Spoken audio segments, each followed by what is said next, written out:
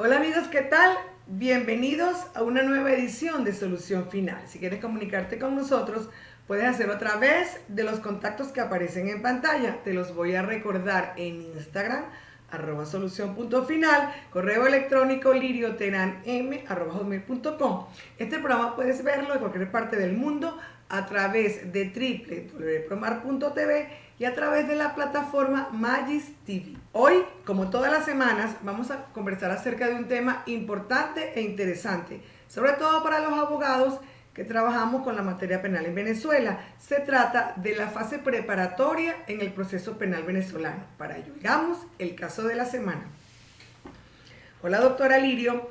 Existe una confusión acerca de la importancia de la fase preparatoria en el proceso penal venezolano. ¿Puede usted aclararla y conversar acerca del tema? Marlene, gracias. En Venezuela existen tres formas de inicio del proceso penal venezolano. Una, a través de una denuncia; dos, a través de una querella; y tres, puede ser de oficio. Cualquier persona que conozca de la existencia de un hecho punible tiene la obligación de denunciar ese hecho. Puede ser en el Ministerio Público o cualquier organismo de seguridad. La querella, según la doctrina, es una denuncia especializada. Debe la víctima, por supuesto, buscarse la asesoría de un profesional del derecho. Este debe hacer un escrito y debe ser introducido ante el Tribunal de Control. El inicio, en el caso de los delitos de acción privada, es siempre ante los tribunales de juicio a través de una acusación privada. Una vez que el Ministerio Público tiene conocimiento de la comisión de un hecho punible, da la orden de inicio de esa investigación y, por supuesto, ordena todas aquellas diligencias necesarias para investigar o esclarecer el hecho. De acuerdo a la actuación de cada profesional del derecho, si es en defensa de un imputado, pues ese abogado ejercerá la representación de ese ciudadano, solicitándole al Ministerio Público todas aquellas diligencias tendientes a demostrar la no culpabilidad o la no intervención de ese ciudadano en ese hecho punible. Y si las diligencias las solicita el representante de la víctima, pues tiene la obligación de probar a través de esa diligencia la participación del ciudadano en esa investigación. Una vez, por supuesto, que el Ministerio Público inicia la investigación, tiene un lapso de 6 meses a partir de la individualización de ese ciudadano para investigar y determinar la participación o no de esa persona en ese hecho que se investiga. Una vez que transcurre dicho lapso, debe entonces el Ministerio Público, a través de un acto conclusivo, culminar esa investigación. Ese acto conclusivo puede ser un archivo fiscal, puede ser un sobreseimiento o puede ser una acusación fiscal. En el caso que fuera una acusación fiscal, entonces daría inicio a la segunda fase del proceso, que es la fase intermedia del proceso penal venezolano. De ese tema vamos a conversar hoy. Para ello vamos a contar con la presencia vía online de un abogado especialista en el área penal con quien vamos a hablar de este tema. Él, a través de su experiencia, nos va a explicar detalladamente cuál es la importancia de la fase preparatoria en el proceso penal venezolano, cuáles son esas diligencias que debemos solicitar para esclarecer los hechos, cuál es la diferencia entre mandato de conducción y orden de aprehensión, y también vamos a hablar un poco acerca del auxilio judicial. Así que no te apartes de la pantalla de Promar Televisión, que en el próximo espacio iniciamos la conversación con el invitado de la noche. Ya regresamos.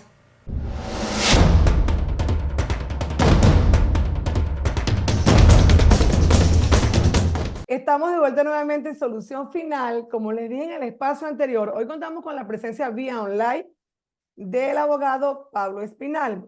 Pablo es abogado egresado de la Universidad Santa María, con posgrado en Derecho Penal, Procesal Penal, posgrado en Criminalística, exfiscal del Ministerio Público, funcionario de carrera judicial, profesor de posgrado, pregrado en las universidades Fermín Toro, Yacambú y Santa María. Y, por supuesto, abogado en el libre ejercicio profesional. Bienvenido el abogado Pablo Espinal a Solución Final. Hola Lirio, muchísimas gracias. Un placer para mí estar nuevamente en este espacio. Saludos a toda tu audiencia y bueno, eh, aquí pendiente de conversar y de instruir, de informar a la ciudadanía del Centro Occidente que ve este prestigioso canal sobre, bueno, lo que se pueda tratar sobre el proceso penal. En el Claro que caso sí, de hoy, bueno, por conversamos sobre supuesto. algún tema. Gracias a ti por aceptar nuestra invitación, pero te recuerdo que Solución Final se ve a nivel mundial. Nos vemos a través de las redes sociales y tenemos un canal YouTube. Así que, aparte de, pues, de la zona centro-occidental, pues también nos vemos en todas partes del mundo a través de las plataformas Excelente. digitales. Pablo, hoy vamos a hablar Bien. de un tema bien interesante para los abogados en ejercicio profesional en la rama del derecho penal. Se trata de la importancia de la fase preparatoria en el proceso penal venezolano. Para nadie es un secreto, y sobre todo para los abogados en ejercicio, la importancia, Pablo, de esa fase preparatoria. Las personas que trabajamos con la competencia, de entre las cuales estás tú, con una larga trayectoria profesional, sabemos y entendemos que debemos siempre abonar un buen camino para poder lograr éxito, pues, en una fase posterior, que sería en De la acuerdo. preliminar o en la fase de juicio. Pero antes de adentrarnos en la importancia de esa fase, quisiera que tú nos explicaras rápidamente, porque tú fuiste fiscal del Ministerio Público de una amplia trayectoria, cuáles son las competencias que tiene el Ministerio Público a través de las diferentes fiscalías donde las personas deben denunciar. O sea, las fiscalías especializadas, cuáles son, dónde debe ir más o menos una persona a denunciar y más o menos delimitar el tipo de competencia de cada fiscalía del Ministerio Público.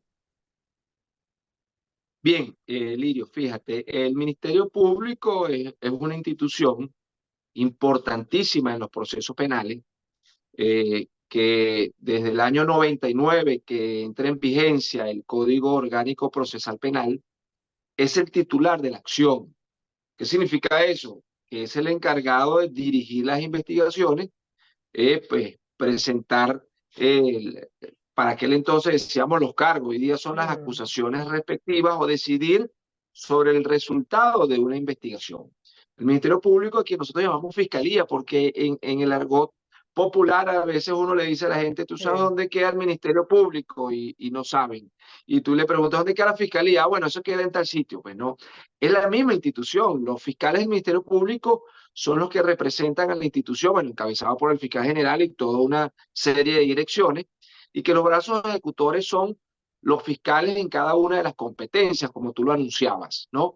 En cada estado tenemos un fiscal superior, que es el fiscal que coordina pues todo el trabajo administrativo, todo el rol de guardia, toda la representación institucional del Ministerio Público, y tiene algunas muy pocas funciones dentro de atribuciones dentro del punto de vista procesal, ¿ok?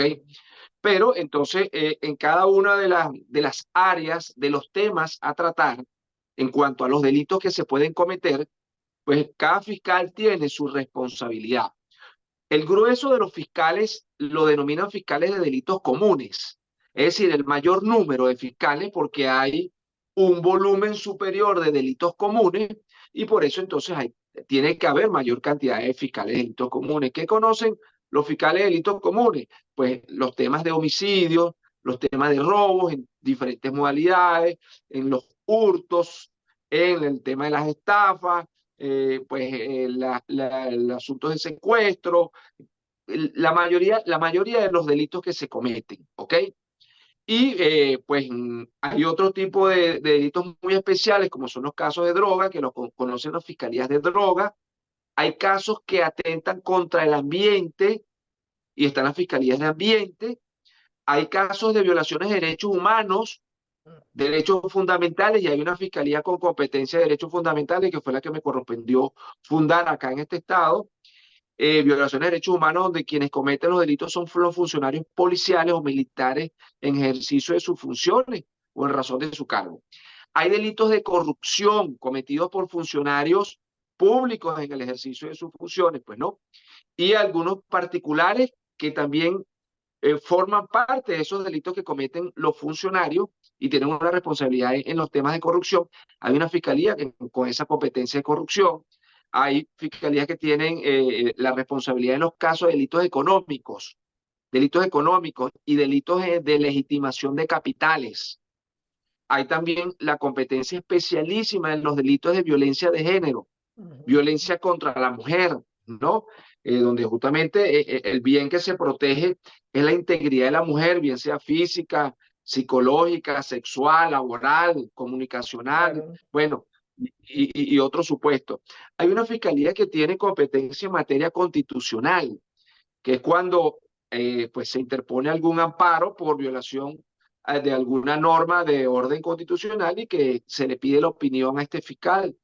hay fiscales con competencia penitenciaria, que son los encargados de velar por la fase de ejecución de sentencia, es decir, la última fase del proceso. Esas personas que están recluidas, inclusive se extiende a los que están privados de libertad, que están en proceso, porque ellos tienen que estar visitando los sitios de corrupción y velar por que se respeten los derechos humanos de las personas que están dentro de esos muros o dentro de esas rejas en manos del Estado. Hay fiscalías que conocen delitos menos graves. ¿Cuáles son delitos menos graves? Los delitos cuyas penas no exceden de 8 años, que son las fiscalías municipales. ¿Ok?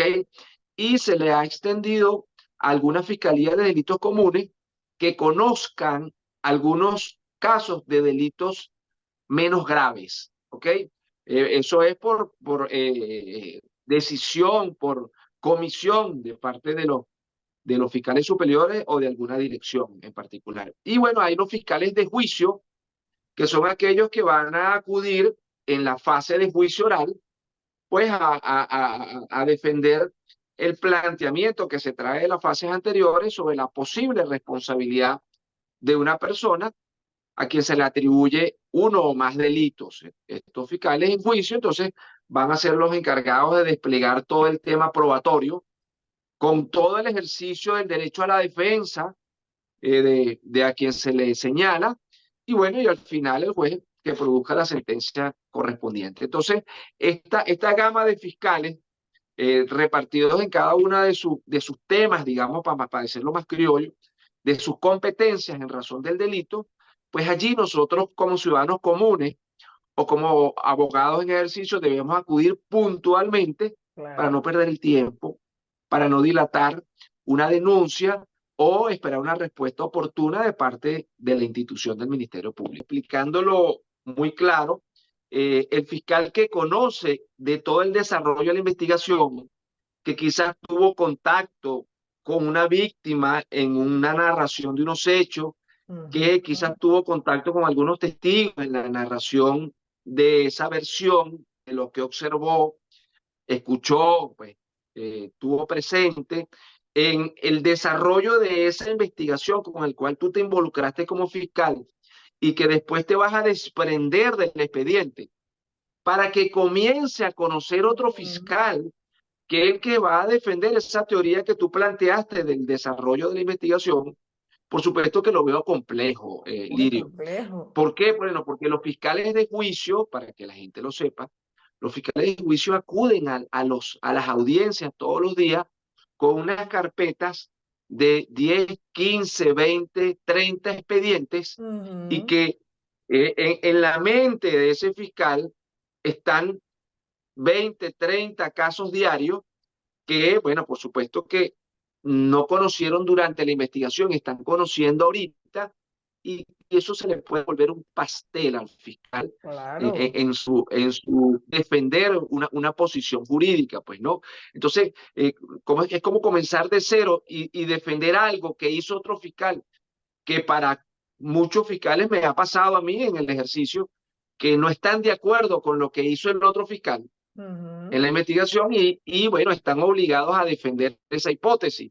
Ve, aunque crean que no hay responsabilidad, vulgarmente, Claro. perdóname, tienen que morir allí con las botas puestas allí diciendo, bueno, hay que pedir una condena cuando yo no estoy de acuerdo porque ya el otro fiscal presentó esa acusación en contra de esa persona. Entonces es un poco cuesta arriba, Muy cuesta ¿verdad? arriba. Para el fiscal de juicio. Lo ideal sería el aumento de despachos fiscales, que tenemos, bueno, casi que 1, 2, 3, 4, yo creo que llegaríamos a 5, cuando mucho, que hayan aumentado desde Claro. la vigencia del Código Orgánico Procesal Penal.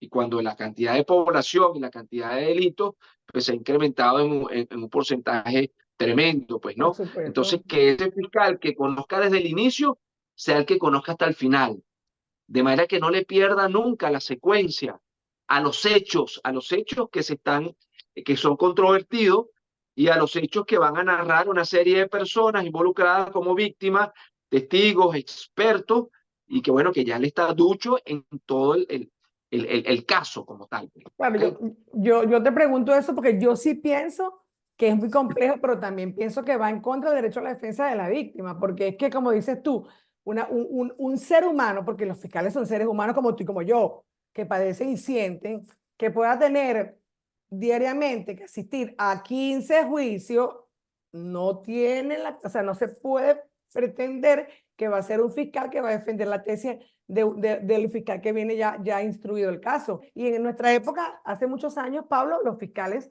llevaban los casos desde el inicio hasta el final. O sea, cuando yo fui defensora pública y tú fuiste fiscal, eso no pasaba, eso es reciente, esa cambio en el organigrama del Ministerio Público es reciente, donde hay fiscales de juicio, pero Sí. cuando yo empecé en el Poder Judicial, los fiscales hasta el final tenían sus casos. Entonces, eso es un llamado, por Sí, supuesto, de un abogado en ejercicio que uno ve lo que pasa en la vida real, porque también es una cosa lo que tú ves en los jefes y una cosa lo que se ve en el ejercicio profesional. sí, Lirio, las instituciones deben revisar, Por deben supuesto. revisar la efectividad de ello, pues la opinión de los propios fiscales de juicio, a ver si es necesario, pues plantear alguna reforma en cuanto a la operatividad de la institución. También en descargo del Ministerio Público son muy pocos los fiscales que hay y los presupuestos que están para esas instituciones, porque si tú te pones a ver lo que le corresponde en presupuesto al Ministerio Público, al Poder Judicial, es muy poco en relación a la importancia de la gestión que tiene el Ministerio Público. Yo también Sí, veo en el caso de sí, violencia contra la mujer, pues que es lo que más trabajo, Pablo, cuando el fiscal de la causa, el que instruye, ¿verdad? Que está, como dices tú, está en contacto con la víctima, con los testigos, con los hechos, acusa. Eh, un, Llevamos a poner el supuesto que acusó. Y cuando quien va a defender esa acusación es un fiscal que no sabe, no ha tenido contacto, para los abogados que hemos estado representando víctimas, es muy cuesta arriba tratar de explicarle al fiscal lo que está pasando. En muchas oportunidades no están de acuerdo con esos actos conclusivos. Entonces, hay como un choque. O sea, tengo que hacerlo obligado, no estoy de acuerdo con la posición. Y eso siempre, para mi posición personal, va en detrimento de los derechos de la víctima. Les recuerdo que conversamos vía online con el abogado Pablo Espinal acerca de la importancia de la fase preparatoria en el proceso penal venezolano. No te apartes de la pantalla de Promar Televisión, que ya regresamos.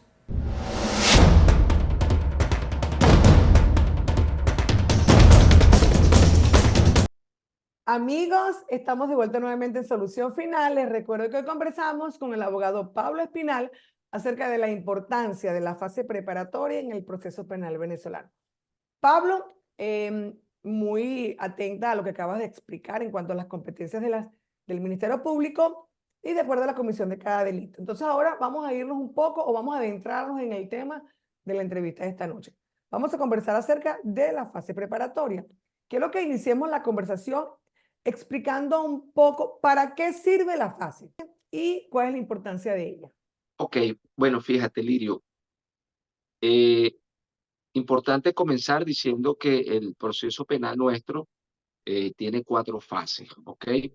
La primera de las fases, y tú lo anunciabas al inicio del programa, es una fase importantísima, una fase fundamental, porque es justamente, pues, recoger todos los frutos que tú vas a llevar al final al juicio, donde se va a demostrar la culpabilidad o no de una persona, pues, ¿no? Esta primera fase del proceso que se llama fase preparatoria, no es más que la fase de investigación, es decir, el sinónimo de preparatoria es investigación. La investigación en nuestro país, que la desarrollan normalmente, tradicionalmente, los cuerpos policiales, como órgano principal al Cuerpo de Investigaciones Científicas, Penales y Criminalísticas, antigua PTJ, el 6CPC, pues no. Y el resto de los cuerpos de seguridad, estamos hablando de que puede ser pues la Policía del Estado en algunas divisiones de investigaciones penales, puede ser la Policía Nacional en alguna división de investigaciones penales, puede ser el DIGESIN en temas particulares, puede ser el SEBIN en algunos temas particulares, puede ser la Guardia Nacional en algunos delitos específicos, puede ser tránsito, que es la Policía Nacional con competencia en tránsito para las colisiones o accidentes en materia de tránsito, ¿ok? Y en algunos casos se involucra alguna policía municipal en aquellas ciudades donde hay policías municipales y tienen también una división de investigaciones penales. Que estos cuerpos policiales van a actuar bajo la dirección exclusiva del Ministerio Público. Digamos que el director de la orquesta allí es el fiscal, el fiscal. De manera que nosotros como ciudadanos comunes, nosotros como abogados, cuando tenemos una situación que debemos denunciar, que debemos hacer del conocimiento, que debemos dar la noticia de que pasó tal situación que es delito, yo puedo acudir a denunciar bien al Ministerio Público de manera directa, porque ese es el director, y dónde voy a acudir al Ministerio Público, dependiendo del tema, como lo habíamos dicho antes, a la Fiscalía con esa competencia. ¿Ok? Tengo la opción también de acudir a la Fiscalía Superior, que hay una unidad de atención a la víctima y que allí me reciben la denuncia. ¿Ok? Toman nota ellos, luego eso va a un proceso de distribución entre los fiscales que le corresponda a esa competencia, le asignan un número que comienza por MP, que significa Ministerio Público, tiene unas siglas y el año 2024, ¿ok? Y esa denuncia, por supuesto que una vez que el Ministerio Público le asigna un fiscal y un número, el paso siguiente es dar una orden de inicio de la investigación. ¿Ok? Esto está contemplado en el Código Orgánico Procesal Penal. Todo el procedimiento de los delitos se rige en pasos por el Código Orgánico Procesal Penal. Está establecido en el artículo 282 ese inicio de la investigación. Y el fiscal entonces va a ordenar hacer las actuaciones que se necesiten para evidenciar que ese hecho que se denunció si se cometió o no se cometió. Es posible que alguien esté simulando el hecho o esté calumniando a alguien, esté dando una noticia que es falsa y entonces le corresponde al Ministerio Público determinar, primer punto, determinar si el hecho se cometió o no. Si no se cometió, entonces tiene su consecuencia, que es pedir que se cierre el expediente con un sobreseimiento de la causa. Y hay unas causales en el artículo 300 del Código Orgánico Procesal Penal. Si el hecho se cometió, entonces debe determinar la autoría y los partícipes en el hecho.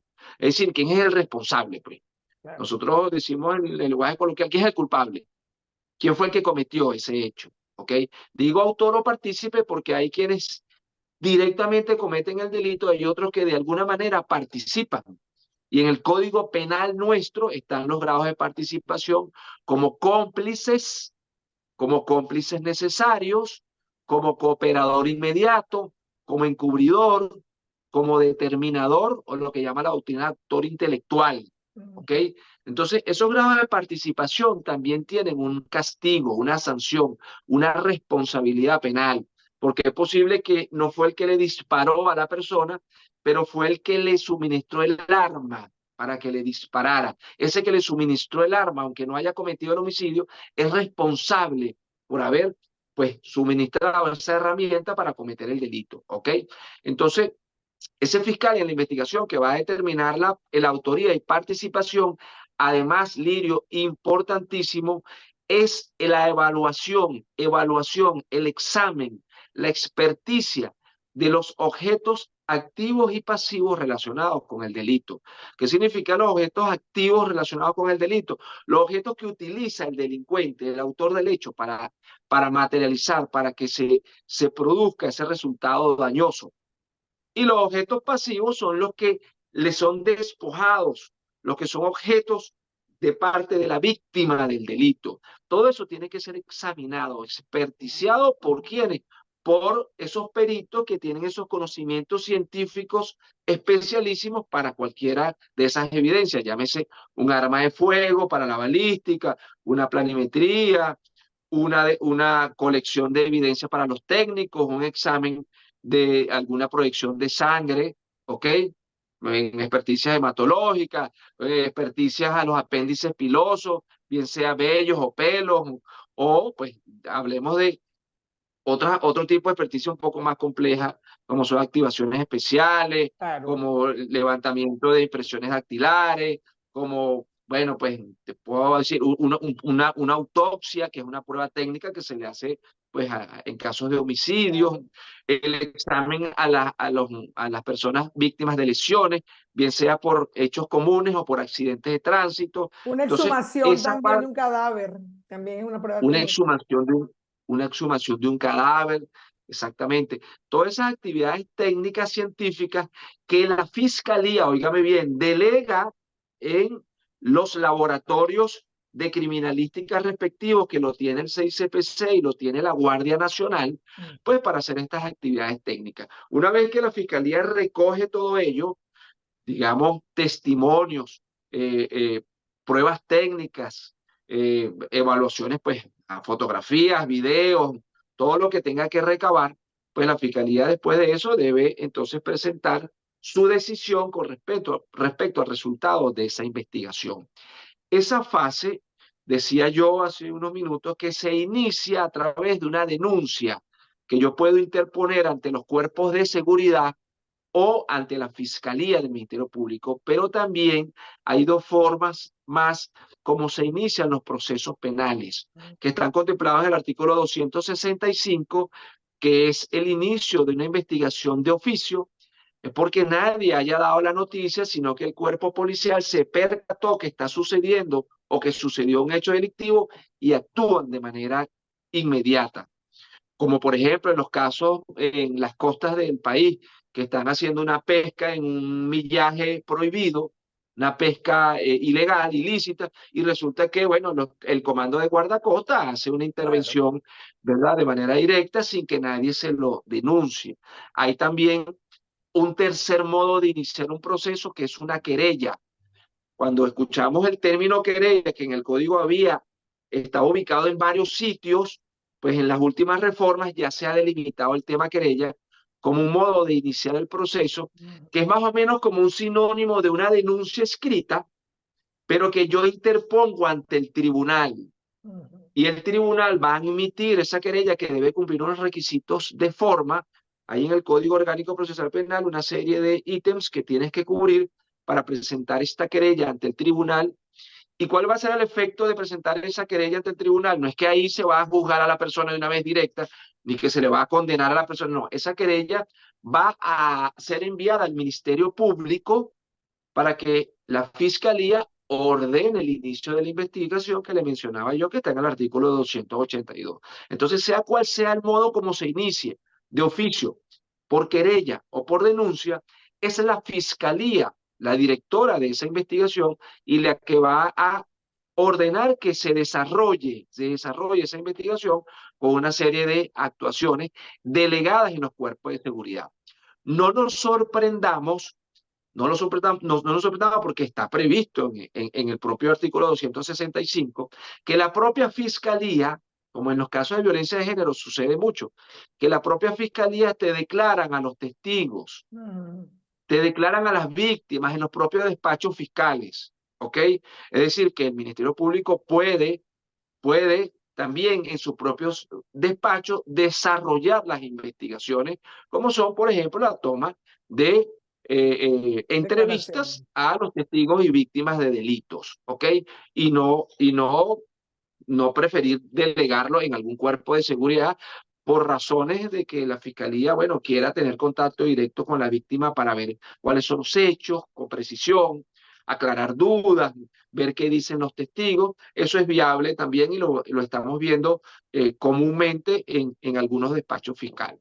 ¿Ok? Sí, efectivamente, Eh, así es. Sobre todo a mí me gusta cuando estoy con casos de violencia que sea el fiscal quien, en el despacho fiscal, quien tome la declaración de la víctima, porque es que tú acabas de decir una cosa importante al inicio de tu de intervención, es que el tener el contacto con la víctima te va a dar también cercanía, te va a dar mucho más conocimiento de lo que está pasando, cosa que no tienen los cuerpos policiales. de acuerdo, de acuerdo. Y que los cuerpos policiales al final, bueno, van a escribir pues en un acta, y lo que le va a llegar al fiscal es un acta que él va a leer, y que, bueno, que quizás no ha percibido de manera directa la posición de la víctima, y quizás allí hay algunos detalles que no están en esa acta que le interesa al fiscal conocer, y que Claro. si estuviera en el despacho fiscal siendo entrevistado, bueno, él pudiera allí entonces de manera de primera línea, pues tomar nota de todos esos detalles, ¿ok? Ok, entonces ahora Puede ser que esta... te Ah, quería preguntar, Pablo, ahora después que tú acabas de explicar cómo se inicia el proceso, ya estamos, ya el fiscal tiene conocimiento de la causa y lo vamos a hacer por denuncia. Ya se distribuyó y es un caso, cualquier caso. ¿Cómo, bien, cómo se proponen las diligencias? ¿Cómo un abogado en ejercicio que nos ven esta noche debe proponer las diligencias que requiere para cada, o sea, depende de la posición que esté jugando en este momento, el abogado defensor o el abogado sí, representante de la víctima? ¿Qué es lo que debe hacer? ¿Cómo propone la diligencia? correcto. Si yo estoy representando a la víctima, pues bien sabemos el colapso que tienen las fiscalías por el volumen de trabajo. Hay que estar pendiente. Nuestra mejor sugerencia, tanto a las víctimas como a los abogados que asisten a las víctimas, es estar muy pendiente de cada uno de sus casos, estar acudiendo constantemente a la fiscalía. Yo particularmente sugiero presentarse con un escrito cada vez que acudamos para, pues, hacerse sentir, pedir celeridad procesal, pedir las actuaciones que yo tenga que exigir y en base a la experiencia de cada uno en las áreas del derecho, por ejemplo, en el derecho penal, pues si yo estoy denunciando un delito de violencia de género, o estoy denunciando un delito contra la propiedad, pues yo tengo que suministrar la información al fiscal de manera que él pueda desarrollar su investigación, más la que le dé la lógica y la experiencia al propio fiscal. Por Claro, ejemplo, si yo tengo unos testigos que dan fe de que sucedió algo en mi vivienda donde me hurtaron, yo puedo ofrecerle al fiscal mediante escrito en representación de la víctima, si tengo un poder de representación de la víctima, ¿ok? Tengo un poder de representación de la víctima, yo puedo, entonces, si no lo puede hacer la víctima directamente, ¿ok? Sin asistencia o no de abogado, lo mejor es que lo claro, haga de una persona que lo asesore técnicamente, pero yo puedo presentar un escrito solicitando que se declaren a tal persona, tal persona, tal persona, que dan conocimiento de los hechos que yo estoy denunciando, de manera que esa investigación vaya agarrando fuerza. Yo puedo plantearle a la fiscalía, mire, que se recabe el video, porque el que sabe que hay un video en mi urbanización, unas cámaras de video, soy yo y están ubicadas en tal claro. sitio. Entonces, yo le planteo al fiscal, recaben pues las cámaras de video que están ubicadas en la organización, específicamente en tal sitio, y se le haga la experticia correspondiente. Yo solicito, si tengo en mi teléfono, como en los casos de violencia de género que se ve mucho, ¿verdad? Así es. De mensajes ofensivos, mensajes amenazantes, intimidatorios, acosantes. Mira, aquí está mi teléfono para que se haga un vaciado de ese contenido, de ese teléfono, y eso técnicamente se lleva Claro. a una experticia que tenga su valor probatorio. ¿Ok? Si tengo un video, vamos a suministrarle el hecho de violencia al video o el hecho del hurto al fiscal, de manera que él vaya contando con las herramientas que yo como víctima le suministro como abogado, más la que a él le dé la experiencia o al investigador, porque Claro. hay muchos lirios que no manejan esta materia y que ponen la denuncia y se olvidan del resto de esta fase, Claro. ¿ok? Esperando como todos los ciudadanos pudiéramos esperar, que eso va a caminar solo, que el fiscal va a resolver definitivamente el caso, y lamentablemente en la práctica no es así. No En la funciona así. práctica nosotros tenemos que darle impulso acudiendo a los despachos fiscales a presentar nuestras solicitudes, a pedir nuestra celeridad procesal, a decirle al fiscal si necesita ampliar la entrevista de la denuncia o de tal testigo, dígame para que acuda a este despacho o al órgano investigador y bueno, y esto pueda tomar un músculo tal que pueda tener fuerza para llevar a juicio a las personas que han cometido los delitos y podamos nosotros pues lograr la justicia y no impunidad pues. Y yo acotaría que en aquellos casos donde las víctimas tienen abogados privados, entonces el Ministerio Público acepta la ayuda, debemos trabajar de la mano, porque en muchas oportunidades, y es una opinión también personal, yo siento cierto rechazo por parte del Ministerio Público en que los abogados colaboremos con la investigación. No, yo creo que debemos trabajar de la mano, porque eso siempre va a redundar en favor del debido proceso y que efectivamente, como tú dijiste hace un rato atrás, se puede llegar a la verdad y se puede hacer un acto de justicia. Les recuerdo que conversamos vía online con el abogado Pablo Espinal acerca de la importancia de la fase preparatoria en el proceso penal venezolano. No te apartes de la pantalla de Promar Televisión, que ya regresamos.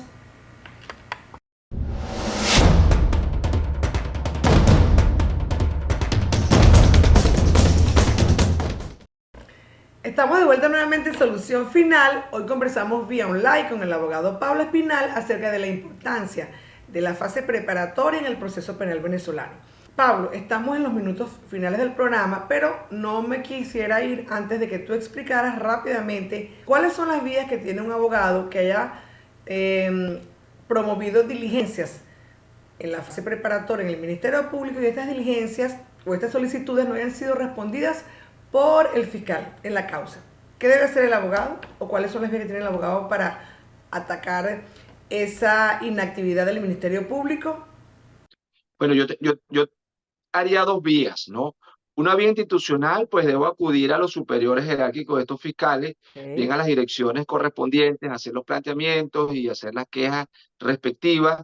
Para eso pudiera estar también el fiscal superior, que tiene unas funciones administrativas, pero bien puede ejercer pues el llamado de atención a los fiscales para que se pronuncien.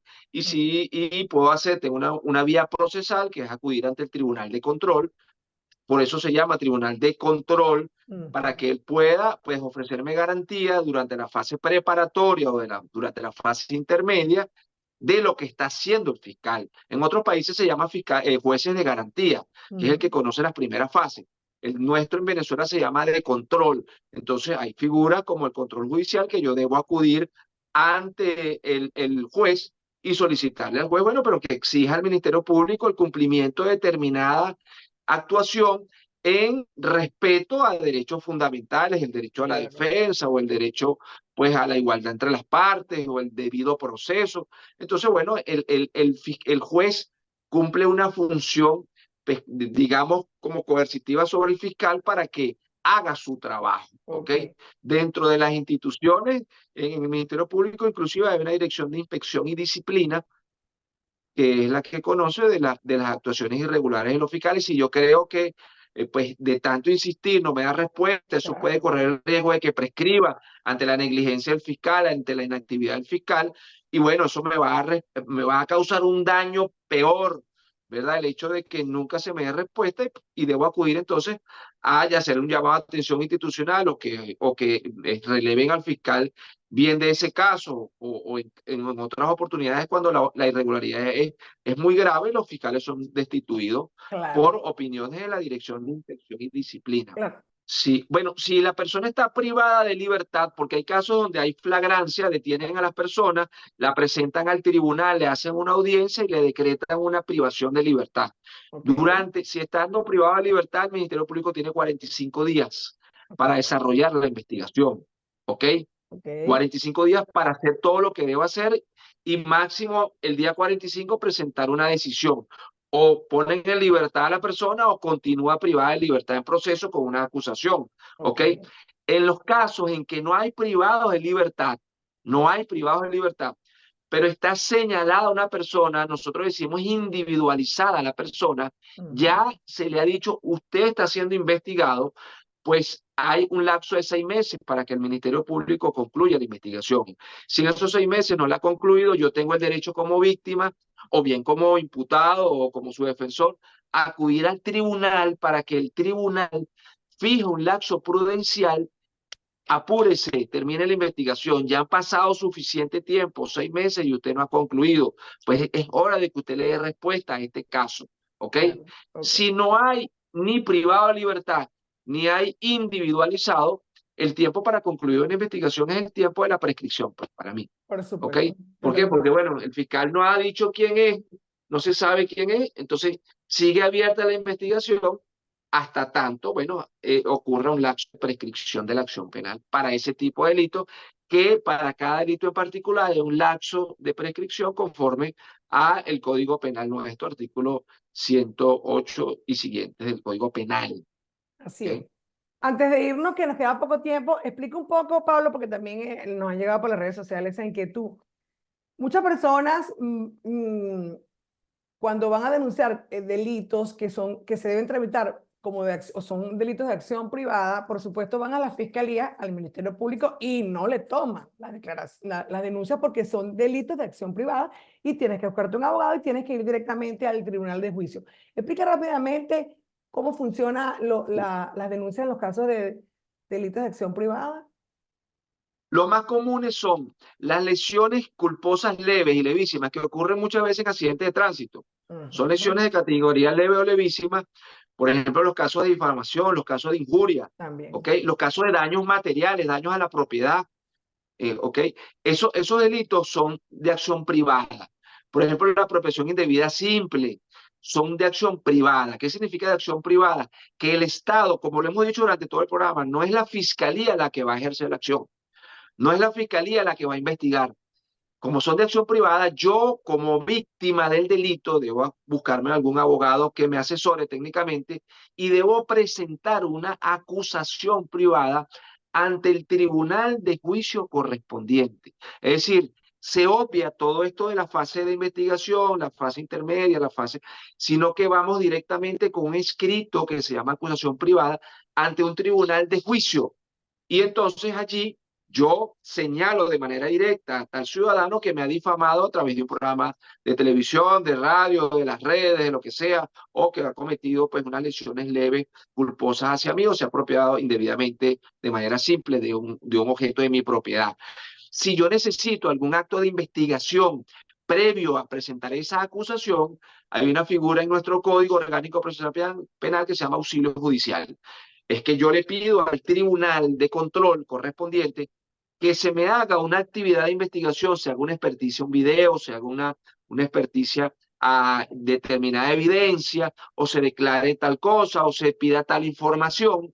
Y una vez que el tribunal de control me auxilia, por eso se llama auxilio judicial, me auxilia, todo eso que recaba el tribunal me lo entrega a mí y yo lo utilizo junto con mi acusación privada para llevar a juicio a la persona que ha cometido este hecho. Es decir, que el proceso es un poquitico distinto al otro, Claro. por eso pido yo y sugiero yo que se asesoren de un abogado especialista en el tema penal para ello. Maravilloso. Cuando el Ministerio Público hace uso del mandato de conducción, porque también hay mucha gente que confunde mandato de conducción con orden de aprehensión. Explica un Bueno, poco. error tremendo, lo vemos todos los días, Lirio. Ujú, Lo ujú, utilizan algunos jueces, lo utilizan ujú. algunos fiscales y Ajá. siempre los invitamos a que lean el artículo con Ujú. claridad. Es El correcto. mandato de conducción es una figura, una institución procesal que consiste en que, dada la negativa de acudir una persona víctima, testigo o experto, víctima, testigo o experto, Ujú. a la citación de la fiscalía o a la citación del tribunal para que se desarrolle un debate, un juicio, y esta persona no acude, entonces se utiliza el mandato de conducción. ¿Qué significa el mandato de conducción?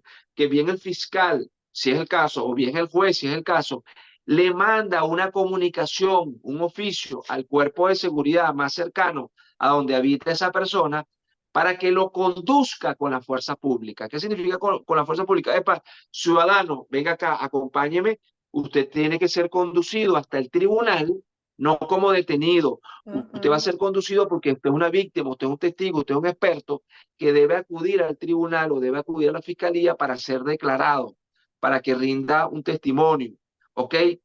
Y, por supuesto, no aplica, que lo utilizan los fiscales y los jueces, no aplica al imputado. Ujú. No aplica al imputado, no es una figura para el imputado, para el autor del hecho. Si yo como fiscal o como juez cito a una persona imputada o acusada ya en un hecho punible y no acude, una citación, una segunda citación, una tercera citación es criterio del fiscal dependiendo de la gravedad del caso. Si no Sí. acude ante esa citación, yo pido una orden de aprehensión y que sea decretada una medida de privación de libertad. Es decir, que la orden de aprehensión es para el imputado o acusado. El mandato de conducción es para la víctima, testigo y experto. Son dos figuras completamente distintas y la finalidad completamente distinta. Es que te lo acabo de preguntar para que quedemos claro que es que no es, no, o sea, la orden de aprehensión es para imputados y los mandatos de conducción son para las víctimas, para los testigos, para los expertos. Ok, Sí, sí. ¿cuáles son? Llegamos a los minutos finales. Dame una recomendación corta y tus redes sociales para concluir el programa, Pablo. Mira, una recomendación corta, Lirio. Estoy siempre angustiado porque cada vez que acudimos al Ministerio Público, una institución a la cual le tengo gran afecto porque me formé allí durante muchos años, es que cada vez que llegamos a un despacho fiscal, lo primero que nos pregunta el personal que está allí es, ¿usted tiene poder? Caramba, no siempre se actúa con poder. Dependiendo de la figura procesal a la cual tú estás acudiendo como abogado, quizás te van a pedir un acta de designación de defensor y en otros casos un poder. Ya no se exige, conforme a una jurisprudencia del año pasado, que el poder no tiene que decir número de expediente ni fiscalía tal. Sencillamente con que tenga las atribuciones para ser representado ante un proceso penal, es suficiente el contenido de ese poder. De manera que podemos tener acceso a los expedientes con Claro. ese poder quienes representamos a las víctimas sin necesidad de que esté indicado con especialidad el número del expediente y el despacho fiscal. ¿Ok?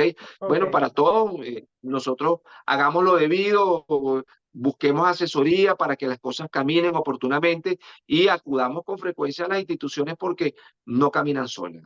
así es. ¿Cuáles son tus ¿Ok? redes sociales, Pablo?